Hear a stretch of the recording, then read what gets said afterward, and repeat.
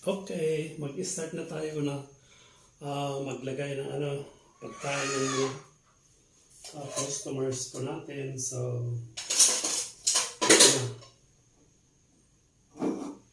maglalagay tayo ng siomai. Ang siomai is 5 pieces. 1, 2, 3. Kulang kasi yung lamesa niya paglagyan ko, kaya hindi ako makapag-prepare kasi araw-araw prepare ako yung mga 30 pieces na ganito. Dito nagbibisi si Uncle Art pag ganito ng during classes kasi yung mga customers po natin dito sila kumakain. Affordable po kasi yung pagkain nila dito. This is 38 pesos only. 5 siomai, fried rice. Fried yung siomai, then fried rice. Kaya ganun. So mag-prepare na tayo kasi dyan na sila.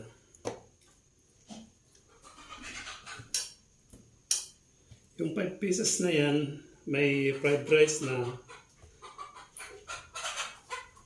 may sabaw na, may sausawa na.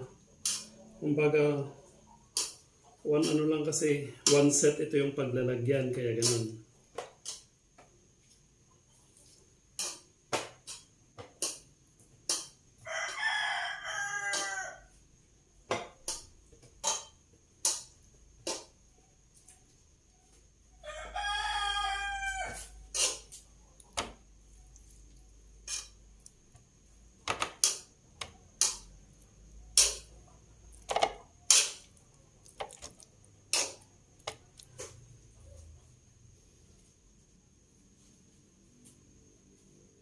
Okay.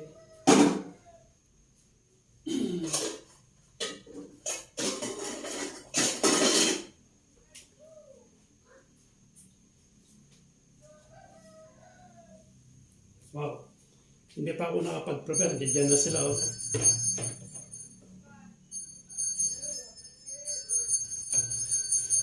Hindi pa ako nakapag-prepare. Andiyan na sila, tumatangta na sila kasi ayun, kakain na sila. Paunti pala yung ko, so babalikan ko. Hindi yan.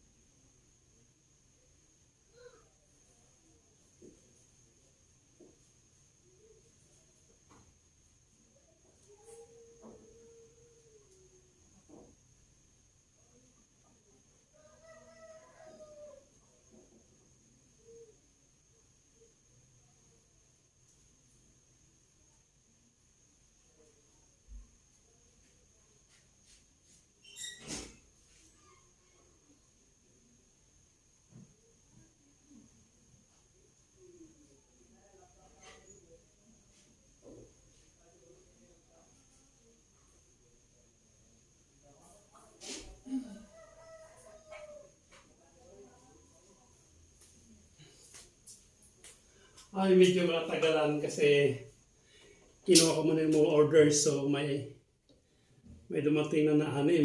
So prepare ko muna yung 6, babalikan ko mamaya yung yung mga iba. Pa?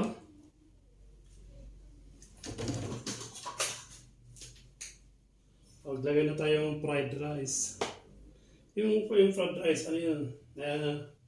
I-fry ko na kanina, so naka-prepare na yan.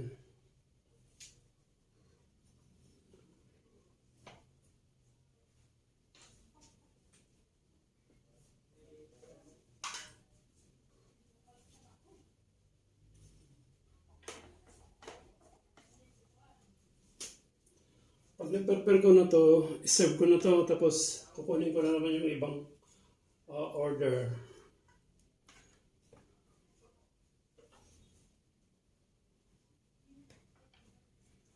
Ayan.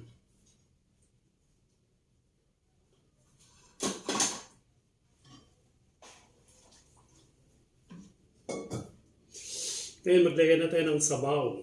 O, di ba? Lahat mainit. Umuusok lahat yung ano. Oh, and that is 38 pesos only. O, di ba? Affordable pang masa yung presyo kayo. No?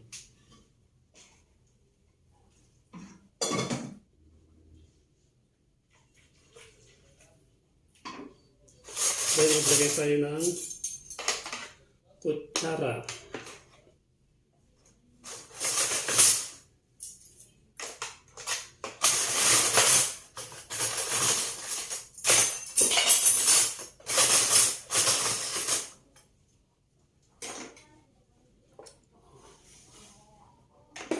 Pakita ko sa iyo yung finished product.